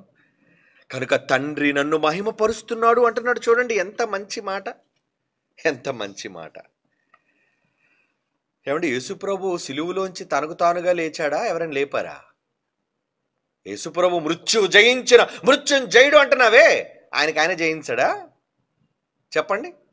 మామూలుగా అడిగితే అవునండి ఆయన మృత్యుంజయుడండి, మరణాన్ని గెలిచిన వాడండి. మనం కూడా పాట రాసాం, మరణాన్ని గెలిచి మృతి నుండి లేచి సాతాను పైన విజయాన్ని పొందిన క్రీస్తేసే జయశాలి అన్నాం. ఓకే, అది అంతవరకు క్రీస్తు కోసం చెప్పాలనుకున్నాం కాబట్టి క్రీస్తుని చెప్తున్నాం. మరి ఆ జయశాలికి మించిన జయశాలి లేడా? ఎందుకు లేడు? ఫాదర్, ఆయనకు ఒక జయశాలి ఉన్నాడు పైన. అవునా? ఎవరా జయశాలి చూస్తారా? చూడండి, అపోస్తుల కార్యములు 2వ అధ్యాయం 24-32 వచనాలు చూడండి. అపోస్తుల కార్యములు 2వ అధ్యాయం 24-32 వచనాలు. మరణం ఆయన బంధించి ఉండుట అసాధ్యము గనుక దేవుడు మరణ వేదనలను తొలగించి ఆయనను లేపను. ఏమంటే యేసుప్రభు మరణ వేదనలు ఆయన తొలగించుకోలేడా? ఆయన కూడా దేవుడే కదా, ఆయన కూడా దేవుడే కదండి, సమానమైన దేవుడు కదా. మరి మరణ వేదనలు ఎవరు తొలగించాలట? ఎవరు తొలగించాలట? దేవుడు మరణ వేదనలు, అంటే తండ్రి అయిన దేవుడు మరణ వేదనలను తొలగించి క్రీస్తును లేపెను. క్రీస్తు క్రీస్తు మృత్యుంజయుడు కావడానికి కారణం ఎవరట? ఫాదర్, తండ్రి లేపాడు. ఇప్పుడు 32వ వచనం, ఈ యేసును పరిశుద్ధాత్మ దేవుడు రాయిస్తున్నాడు ఈ మాట, ఈ యేసును దేవుడు లేపెను, దానికి మేము సాక్షులమని అపోస్తులు అంటుంటే ఈ దొంగ సాక్షుల మధ్యలో వచ్చారు. ఏం మాట్లాడుతున్నారు ఈ దొంగ సాక్షులు వచ్చి? No no no no no no యేసు ప్రభు కూడా సర్వాధికారి, సర్వశక్తిమంతుడు, సర్వాధికారి. ఎవడు కాదనడయ్యా సర్వాధికారి అని. ఇప్పుడు నువ్వు సర్వాధికారి అంటే ఇంకొక లాజికల్ పాయింట్ చెప్తాను ఇప్పుడు మీకు. భావం బుర్ర బద్దలైపోద్ది మీకు. ఇంకా చాలా ఉన్నాయండి, నేను ఇంకా ఎక్స్ట్రాక్ట్ చేసి చెప్తున్నాను మీకు. ఇందులో నేను రాసుకున్నవి కూడా చాలా ఉన్నాయి, కానీ టైం లేదుగా. ఈ యేసును ఏముంది అపోస్తలుల 2:32, ఈ యేసును దేవుడు లేపెను అంటే యేసు ప్రభు తనంతట తాను లెగలేదా? మృత్యువుని గెలవలేదా? నో, తండ్రి ఇచ్చాడు మరణం నుంచి. ఏమని? కమాన్, దేవుడు అన్నాడు, శాసించాడు, మరణము నిన్ను బంధించి ఉండకూడదని, నేను లేపుతాను నిన్ను మరణంలో నుంచి. లేపాడు అని ఆయన అంటున్నాడు. ఈ యేసును దేవుడు లేపును, దీనికి మేమే సాక్షులం. విట్నెస్. అపోస్తలుల కన్నా గొప్ప విట్నెస్లు నీ దగ్గర ఉన్నారా? బైబిల్లో యేసు పలికిన మాటల కన్నా గొప్ప విట్నెస్లు మీ దగ్గర ఉన్నాయా? లేవండి. సర్వాధికారి దేవుడు, సర్వశక్తిమంతుడు, అబ్బబ్బబ్బబ్బ యేసు ప్రభు కోసం గొప్పగా చెబుతాం. అవును, ఆయనకి అవన్నీ ఉన్నాయి, ఒప్పుకుందాము. మరి ఒకవేళ అన్నీ ఆయనకు అనుకుంటే, ఇప్పుడు మీకు ఒక ప్రశ్న వేస్తున్నాను. ఏంటది? మత్తయి సువార్త 24:36 వచనం. మత్తయి సువార్త 24:36, అయితే ఆ దినమును గూర్చి, ఆ గడియను గూర్చును తండ్రి మాత్రమే ఎరుగును. ఏ దినం? ఫైనల్ డే, జడ్జ్మెంట్ డే, ముగింపు దినం. అవునా? ఆయన రెండవ రాకడా ఇదే కదండి. ఆ దినమును గూర్చి, ఆ గడియను గూర్చి, అంటే ఆ రోజు తెలీదు, ఇంకా ఆ గడియ అంటే ఆ సెకండ్, ఆ టైం. నాయన నువ్వు కరెక్ట్గా 7:10 బయలుదేరు చెప్పాలి. ఏ రోజు నాన్నగారు? పలానా రోజు డిసెంబర్ 25వ తేదీ 7:10 బయలుదేరు నాయన చెప్పాలి. డేట్ చెప్పాలి, టైం చెప్పాలి. ఎవరు చెప్పాలట? తండ్రి మాత్రమే అన్నాడు. చూడండి అక్కడ, మాత్రమే అంటే ఏంటి? One and only. మరి యేసు ప్రభు కూడా తండ్రితో సమానుడు కదండి, కూర్చోబెట్టుకున్నాడు సమానుడని. అన్నీ తెలుసా యేసు ప్రభుకి? యేసు ప్రభు ఒప్పుకొని నాకు తెలియదే బాబు, నాకు తెలీదు నాకు. మరి వీళ్ళు ఏమన్నారు? యేసు ప్రభుకు సర్వం ఎరిగిన వారు, సర్వజ్ఞాని, సర్వాంతర్యామి, ఈ సర్వనే పనికిరాని మాటలు సర్వపిండి కలిపినట్టు ఎందుకరా అలా కలుపుతున్నారు? బైబిల్ని కలగోర గంప చేయకండి. బైబిల్లో ఉన్నది ఉన్నట్లుగా సత్యవాక్యమును సరిగా విభజించి మాట్లాడాలి. ఎవరి దగ్గర మాట్లాడటం కాదు. This is BOUI, this is Christ church. బైబిల్ని ఎప్పటికీ సంవత్సరాలుగా చదువుతూ, అన్వేషిస్తూ, రీసెర్చ్ జరుగుతోంది. Still going on. Bible research ఎప్పటికీ కొనసాగుతున్నది BOUIలో. ఎవరో రాసిన పనికిరాని సిద్ధాంతాలు, మున్నుపు రాసిన వాళ్ళందరూ దొంగ కవిత్వాలు, దొంగ రాతలు, ఏమండి కామెంటరీలు, అలాంటి చదివే అవసరత BOUIకి లేదు, క్రైస్ట్ చర్చ్కి లేదు, అక్కర్లేదు. ఎందుకంటే బ్రాండ్ ఈజ్ బైబిల్. ఇందులో బ్రాండే బైబిల్. అది చాలు. ఏమంటే ఇప్పటి వరకు చెప్పిన మాటలు ఏదైనా బైబిల్కి మించి అతీతంగా ఆ భాషలో ఉంది, ఈ భాషలో ఉంది, అక్కడ ఉంది, వీడి పుస్తకంలో ఉందని చెప్పారా? నేను పలికే ప్రతి మాటకి పిన్ టు పిన్ బైబిల్ మీకు చూపిస్తున్నాను. ఇంకేం కావాలి? వద్దా బైబిల్? వద్దైతే వదిలేండి, బైబిల్ని వదిలేండి అర్రా. ఎందుకు అనవసరంగా గలిబీలు రేపుతున్నారు? వద్దర్రా సోదరులారా, వద్దు. యేసు చెప్పిన మాటను మీరు అంగీకరించాలి. ఆ ప్రవక్త మాట అంగీకరించకపోతే మీరు కొట్టివేయబడతారు, ప్రజలలో నుంచి సర్వనాశనం అయిపోతారని చెబుతున్నాడు. చూడండి, అవునా? ఓకే, కనుక ఇప్పుడు మనం డిస్కస్ చేస్తున్న దాంట్లో తండ్రి మాత్రమే ఎరుగును గాని ఏ మనుష్యుడైనను, పరలోకమందలి దూతలైనను నాకు తెలుసు అనుకున్నారా? కొడుగ్గా నాకు కూడా తెలియదని. సరే చూడండి, యేసుప్రభుకు తెలీదా? కొడుకు కదా, సమాన దేవుడు కదా, అన్నీ తెలిసినవాడు కదా. దేవునితో సమానుడైనప్పుడు దేవునికి ఎన్ని తెలుసు, ఈయన కూడా అన్నీ తెలియాలిగా. మరి తెలియదంటే నాన్నగారికి సమాధానం తెలుసు, మరి కొడుకు మీకు సమాధానం తెలుసా? సారీ అండి నాకు తెలియదు. ఇప్పుడు ఎవరు గొప్ప? నాన్న గొప్ప, కొడుకు గొప్ప? తండ్రే గొప్ప. ఒప్పుకోవాలి. ఒప్పించేవాళ్ళం మేము. ఏమండి? బలవంతంగా ఒప్పించేవాళ్ళం కాదు, వాక్యాన్ని చూపించి ఒప్పించేవాళ్ళం. అక్షరాలు మీరు చూపిస్తారు, మీరేం చూపిస్తారు? అక్షరాలు అక్షరాలు అక్షరాలు అక్షరాలు నా అక్షరాలు వెనుకున్న భావం. యేసుప్రభు అంటున్న సందర్భం నాకు తెలీదు, కొడుకు కూడా తెలియదు అన్నాడు. కొడుకుగా నాకు కూడా తెలియదయ్యా. అప్పుడు మీరు అనొచ్చా, సిలువేయబడి ఇంకా లేవలేదు కండి, సర్వాధికారం రాలేదు కదా, తెలియదండి అని ఇలా మెలికి పెడతారు మళ్ళా. ఓకే, సిలువ వేయబడి తిరిగి లేచాడు. లేచాడా? లేచిన తర్వాత ఏమంటున్నాడు? మత్తయి సువార్త 28వ అధ్యాయం చూడండి, 18వ వచనం. లూకా సువార్త 28:18, క్షమించండి, మత్తయి సువార్త 28:18. అయితే యేసు వారి యొద్దకు వచ్చి, పరలోకమందును భూమి మీద నాకు సర్వాధికారం ఇవ్వబడి ఉన్నది. సర్వాధికారం అంటారు కదా, వచ్చేసింది పవర్ ఈయనకి. ఆ సర్వాధికారం ఈయన దగ్గర అంటే తండ్రి కొన్న పవర్స్ అన్ని యేసుప్రభుకి వచ్చాయా? ఓకే, వచ్చేసా. తిరిగి లేచాడు. లేచిన తర్వాత అపోస్తుల కార్యాలు ఏం మాట్లాడుతున్నా చూడండి. అపోస్తుల కార్యాలు 1:7. సర్వాధికారం పొందుకున్న తర్వాత యేసుప్రభు వారు చెబుతున్న మాట ఏంటా మాట? అపోస్తుల కార్యములు 1వ అధ్యాయం 7వ వచనం. ఏంటా మాట? కాలములు సమయములు తండ్రి తన స్వాధీనమందుంచుకొని ఉన్నాడు. వాటి కోసం డిస్కషన్ మీరు చేయకండి, షటాప్ అన్నాడు. ఏమండి? కాలములు సమయములు ఎవరి చేతిలో ఉన్నాయట? తండ్రా. అదేంటయ్యా, ఆయన మీరు యెహోవా కుమారుడైన క్రీస్తు ఇద్దరు సమాన దేవుళ్ళు కదా, మళ్ళా కొన్ని ఆయన చేతిలో ఉండడం ఏంటి? ఏమండి? ఇంట్లో అత్త గొప్పదా, కోడలు గొప్పదా? అత్త గొప్పదంటే అత్త దగ్గర గుర్తుండాలి, తాళాల గుర్తు.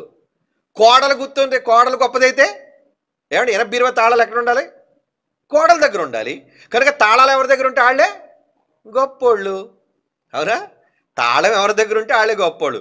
ఇప్పుడు ఈ తాళం ఎవరి దగ్గర ఉంది? తండ్రి దగ్గర ఉందా, కొడుకు దగ్గర ఉందా? నాయన రెండో రాకడ ఎప్పుడు జరగాలో అన్న విషయం మా నాన్నకే తెలుసు, నాకు కూడా తెలియదు.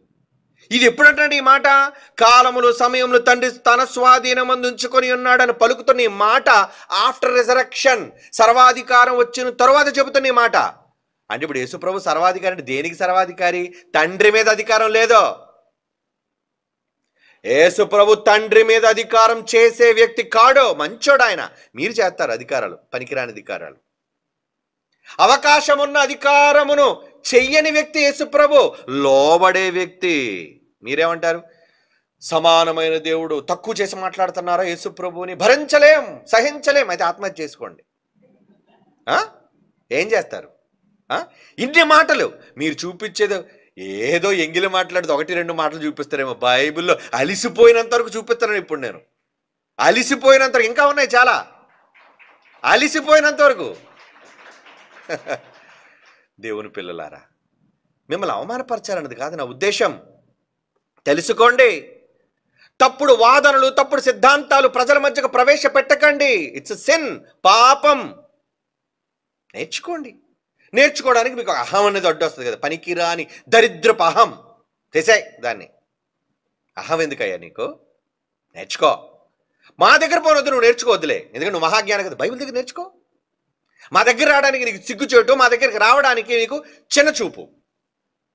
బైబిల్ దగ్గర కూర్చో, బైబిల్లో రాయబడిన మాటలు చదువు. యేసుప్రభువుకు తెలీదా? తెలీదు.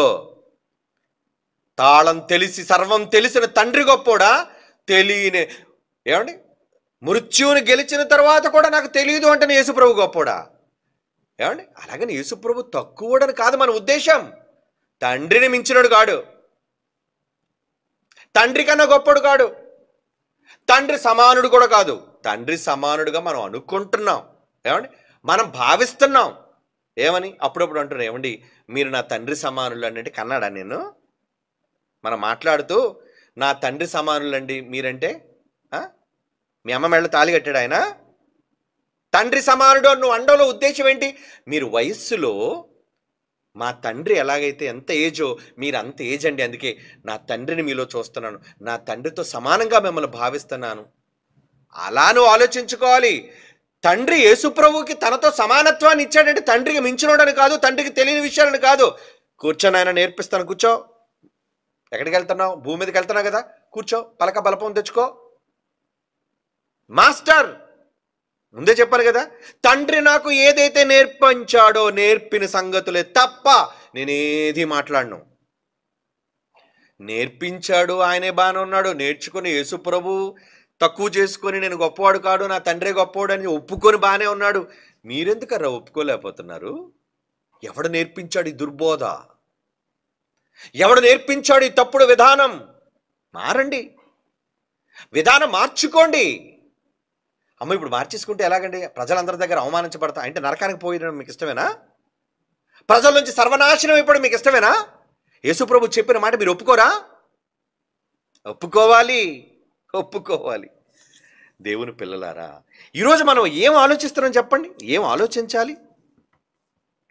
హెబ్రీయులకు రాసిన పత్రిక, హెబ్రీ పత్రిక 2వ అధ్యాయం 9వ వచనం. హెబ్రీ పత్రిక 2వ అధ్యాయం 9వ వచనంలో ఏమన్నాడు? దేవుని కృప వలన ఆయన ప్రతి మనుష్యుని కొరకు మరణం అనుభవించినట్లు దూతల కంటే తక్కువ చేయబడిన యేసు, దూతల కంటే తక్కువ చేయబడిన యేసు అంటే ఇప్పుడు దూతల కంటే యేసు ప్రభు తక్కువ చేయబడ్డా లేదా? శరీరములో ఏమండి తక్కువ చేయబడ్డాడు. చేయబడిన యేసు మరణము పొందినందున మహిమా ప్రభావములతో కిరీటము ఆయనకు పెట్టి ఆయనను చూచుచున్నాము. ఎవని నిమిత్తము సమస్తమును ఉన్నవో, ఎవని వలన సమస్తమును కలుగుచున్నవో ఆయన అనేకులైన కుమారులను మహిమకు తెచ్చుచుండగా కొడుకులందరినీ మహిమపరుస్తుంది ఎవరు? తండ్రి. ప్రతి కొడుకును ఏమండి, జైశాల్ గారు ఆయన వేదిక మీద ఎంతమంది తన పిల్లలు, నేను శరీర సంబంధంగా ఆయన కడుపులోంచి నేను పుట్టినా ఎంతోమంది ఆయన ఆత్మీయ తండ్రిగా భావించే వాళ్ళందరినీ ఆయన వేదిక మీద కూర్చోబెట్టుకున్నాడు, పిల్లలుగా పరిచయం చేశాడు. నా పిల్లలు అని సంబోధిస్తున్నాడు. మహిమ తన పిల్లల్ని చూపిస్తున్నాడు ప్రపంచానికి, వీళ్ళు నా పిల్లలు అని మహిమపరుస్తున్నాడు ఆయన. అలాగే పరలోకమందున దేవుడు యేసుని ఎలాగైతే మహిమపరిచాడో అనేక మంది కుమారులను ఏం చేస్తున్నాడంటే ఆయన మహిమకు తెచ్చుచుండగా వారి రక్షణకర్తను శ్రమల ద్వారా సంపూర్ణునిగా చేయుటకు ఆయనకు తగును. ఎవరికి తగును? తండ్రి అయిన దేవునికి తగును.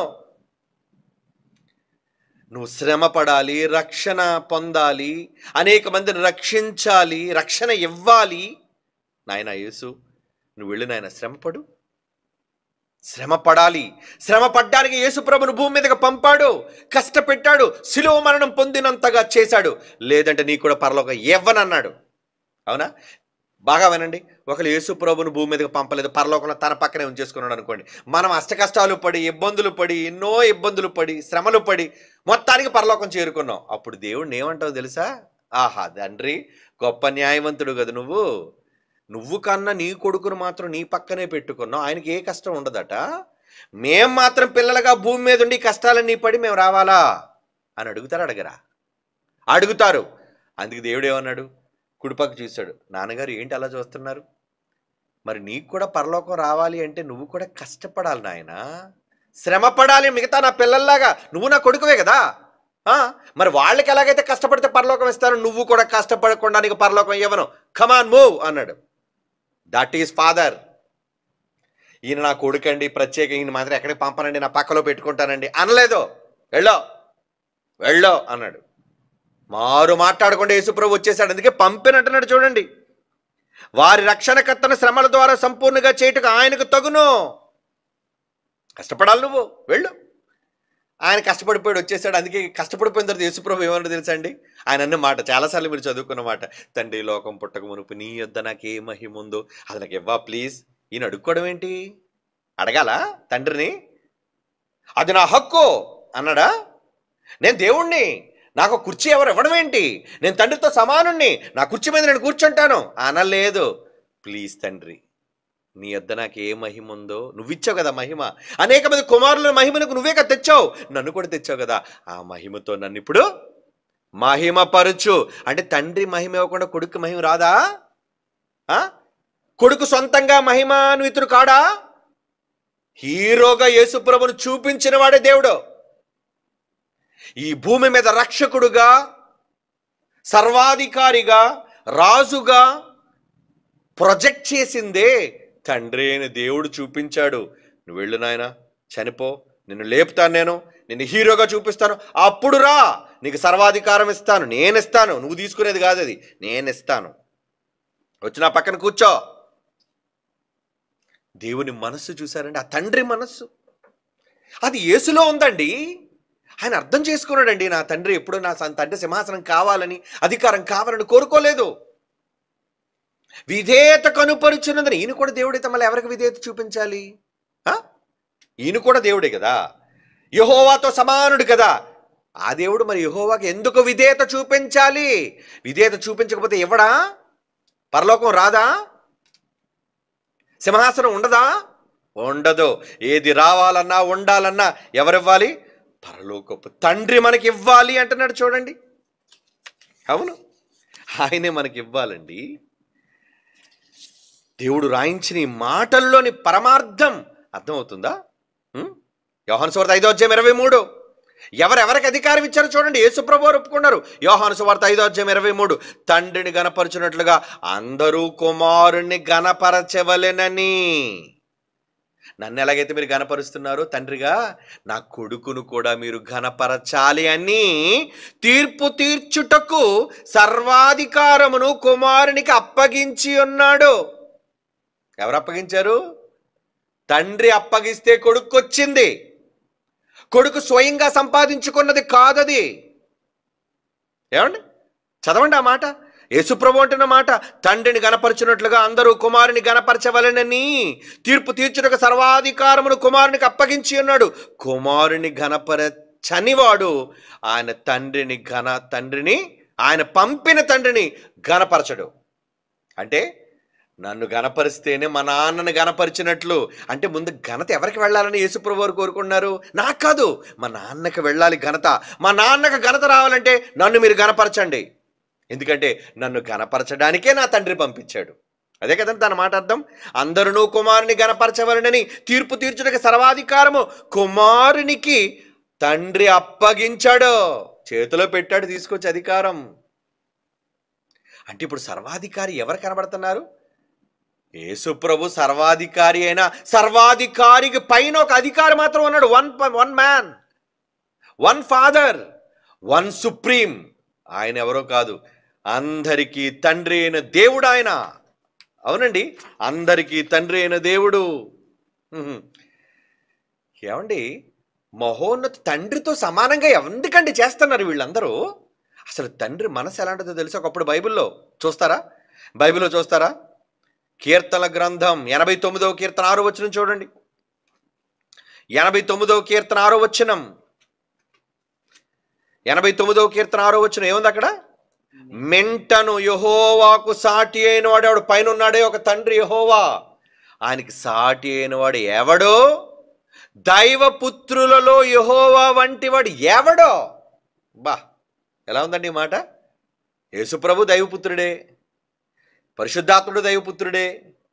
ఆదా మొదలుకొని మనమంతా దైవపుత్రులమే.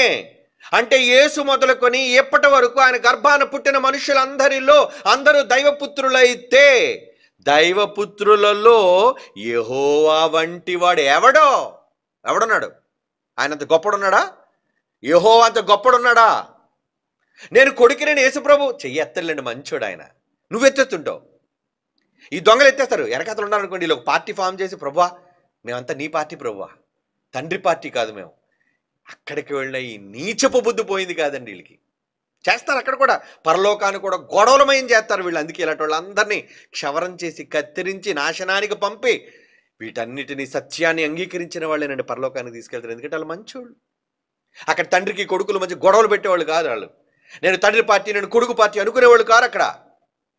ఇక్కడ చూడండి, మనిషికి ఒక పార్టీ, మనిషికి ఒక గ్యాంగ్, మనిషికి ఒక ఫాలోయింగ్, మనిషికి ఒక అబద్ధం. ఏమంటున్నాడు?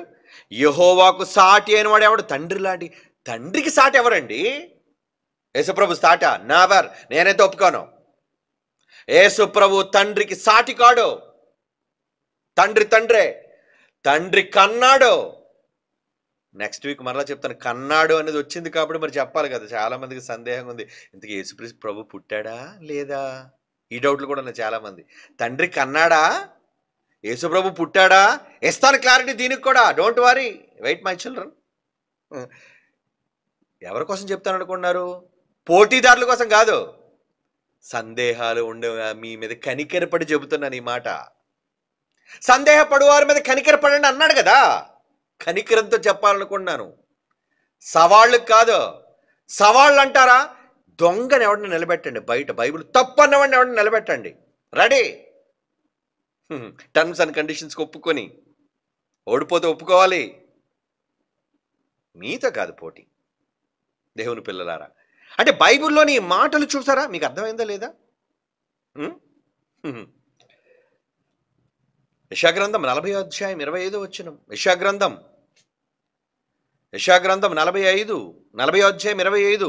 నీవు ఇతనితో సమానుడు అని మీరు నన్ను ఎవనికి సాటి చేయదురు అని పరిశుద్ధుడు అడుగుతున్నాడు. ఎవరు అడుగుతున్నారండి? తండ్రి అడుగుతున్నాడు. ఏమని? నీవు ఇతనితో సమానుడు. యేసుప్రభు నీతో సమానుడండి. పరిశుద్ధాత్మదేవుడు యెహోవా నీతో సమానుడండి.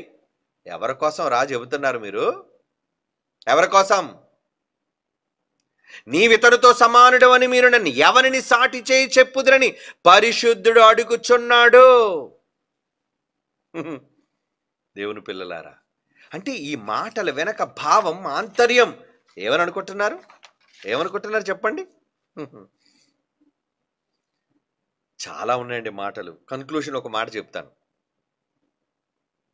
కన్క్లూజన్, కొరింథీయులకు రాసిన మొదటి పత్రిక 11వ అధ్యాయం 3వ వచనం. కొరింథీయులకు రాసిన మొదటి పత్రిక 11వ అధ్యాయం 3వ వచనం. ప్రతి పురుషునికి శిరస్సు క్రీస్తు. ఇంకా ముందుకెళ్తే ప్రతి స్త్రీకి శిరస్సు ఎవరు? ఈ మానవ సమాజంలో ఒక స్త్రీకి హెడ్ ఎవడో తెలుసా? మగాడు. దేవుడు పెట్టాడు. ప్రతి స్త్రీకి శిరస్సు ఎవరట? పురుషుడు.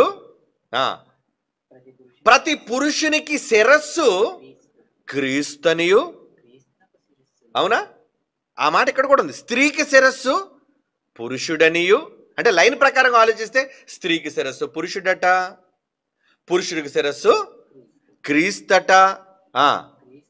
క్రీస్తునకు శిరస్సు హెడ్ దేవుడు. ఎవరు? తండ్రి. ఆయనకి ఎవరో హెడ్ కారండి, ఈయనే ఒక పెద్ద హెడ్ అండి అని ఒరే హెడ్లెస్ ఫెలో మాట్లాడుకో. అంటే బుర్రలేనోడా అని అర్థం. ఇక్కడ యేసు ప్రభు వారికి హెడ్ అని ఎవరు అంటున్నారండి? పరిశుద్ధాత్మ దేవుడు, సర్వసత్యం తెలిసిన పౌలు. యేసుప్రభుకి హెడ్ ఎవరు? యేసుప్రభుకి హెడ్ ఎవరు? దేవుడు. అంటే ఏ ఆదేశమైన తండ్రి చెప్తే యేసుప్రభు okay my dear father, okay my dear lord. అలాగే ప్రభువా శిరసావహించేవాడు తండ్రితో సమానుడు ఎందుకు అవుతాడు చెప్పండి? ఇంత సబ్జెక్ట్ తెలియాలి. ఎప్పటి వరకు నేను మాట్లాడిన సబ్జెక్ట్ అంతా తెలియాలి. ఎన్ని రెఫరెన్సెస్, ఎన్ని భావాలు, ఎన్ని అర్థాలు, స్వయంగా యేసు పలికిన సొంత మాటలు. ఇప్పుడు చెప్పండి, ఎవరు హెడ్? యేసు ప్రభుకి? ఇప్పుడు హెడ్ గొప్పోడా? ఏమండి? శిరస్సు గొప్పోడా? శిరస్సు కింద ఉన్నాడు గొప్పడా? అవయవం గొప్పదా? తలకాయ గొప్పదా? అవయవం కన్నా తలే గొప్పదే. ఇప్పుడు యేసు ప్రభు అని వీళ్ళు అంటున్నారే, ఆ యేసు ప్రభుకి హెడ్ ఎవరు? బైబిల్ చెప్పింది తండ్రి అయిన దేవుడు హెడ్. గొప్పడేనా? ఏమండి మీకు హెడ్ ఎవరండి? ఏమండి మా అందరి మీద ఒక హెడ్ ఉన్నాడండి, అవునా? మీకు ఎలా చెప్తే అర్థం కాదు. ఎమ్మెల్యేలందరికీ హెడ్ ఎవరు? అసెంబ్లీలో ఉంటారు, అసెంబ్లీ స్పీకర్ హెడ్, లేదా ఆ పార్టీ నాయకుడు చీఫ్ మినిస్టర్ హెడ్, అవునా? ఇలా చాలా రాష్ట్రాలు, ఆ రాష్ట్రాలు చాలామంది సీఎంలు. ఈ సీఎంలందరికీ మళ్ళీ ఇంకో హెడ్ ఉంటాడు. ఎవరు head? PM, prime minister of India head, అవునా కదా? చాలామంది ఎమ్మెల్యేలకి ఎంపీలు పెద్దవాళ్ళు, ఆ ఎంపీల కన్నా పెద్దది పార్లమెంట్ న్యూఢిల్లీలో ఉంటుంది. అక్కడ హెడ్ ఎవరు చెప్పండి? Prime minister. ప్రైమ్ గొప్పవాడు. ఇప్పుడు చెప్పండి, సీఎం హెడ్డా పిఎం హెడ్డా? సింపుల్ లాజిక్, పిఎంఏ హెడ్, అవునా? అంటే ఇప్పుడు సీఎం గారికి శిరస్సు ఎవరు? పిఎం గారు, అవునా? ఓకే. యేసు ప్రభువుకి శిరస్సు ఎవరు? హెడ్ ఎవరు? తండ్రి అయిన దేవుడు. మీ భాషలో రాష్ట్రంలో ఉన్న చంద్రబాబు గారు గొప్పోళ్ళ, దేశాన్ని పాలిస్తున్న నరేంద్ర మోడీ గొప్పోడా? అధికారంలో, సర్వంలో, వైశాల్యంలో దేశాన్ని పాలిస్తున్నాడు ఆయన. నువ్వు రాష్ట్రంలో ఒక చిన్న హెడ్. ఇవన్నీ హెడ్లకి ఒక సుప్రీం హెడ్ ఆయన. అలాగే తండ్రి అయిన దేవుడు యేసు ప్రభుకి హెడ్, పరిశుద్ధాత్మనికి హెడ్, మనందరికీ హెడ్. ఇప్పుడు చెప్పండి, తండ్రి కన్నా కుమారుడు తక్కువవాడా ఎక్కువవాడా?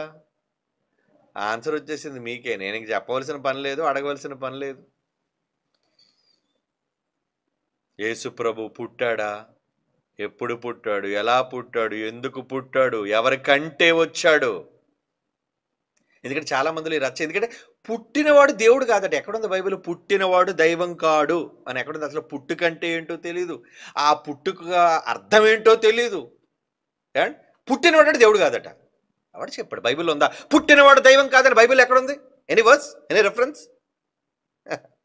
తండ్రి అయిన దేవుడు పుట్టలేదు, ఎందుకంటే ఉన్నోడు ఆయన, అవునా? కానీ తర్వాత ఆయన గర్భం నుంచి వచ్చిన వాళ్ళు ఉన్నారు. ఆ డీటెయిల్స్ నెక్స్ట్ టాపిక్లో మాట్లాడుకుందాం. ఇదేంటో తెలుసా? సందేహపడే వారి మీద కనికరపడి చెబుతుంది బైబిల్ విశ్వవిద్యాలయం. ఎందుకంటే మీలో చాలామంది పాపం తెలియక సందేహాలు. మీ సందేహాలకు నివృత్తినివ్వాలి కదా. మీరు కూడా తప్పిపోకూడదు కదా. ఈ గలిబిలి చేసే తప్పుడు విధానంలో ఎవరు హెడ్డో, ఏమండి, ఎవరు గుడ్డో తెలియకుండా ఉంటున్నారు. కనుక అలాంటి వాళ్ళకి సంబంధించిన ఈ వివరాలు బైబిల్ నుంచి ఇంకా చాలా ఉన్నాయి. వాటిలో కొద్దిగానే మీకు చెప్పాను. ఇంకా మాట్లాడవలసిన సంగతులు చాలా ఉన్నాయి, కానీ మీరు వాటిని ఇప్పుడు తట్టుకోలేరు. అంతవరకు వెయిట్ చేయండి. మీరు తినేదాన్ని బట్టి, మీరు బలవంతులైన దాన్ని బట్టి మీకు ఆహారం పెడుతూనే ఉంటాను. మీరు బలవంతులు కావాలనుకున్నారా? కమాన్, జాయిన్ అస్.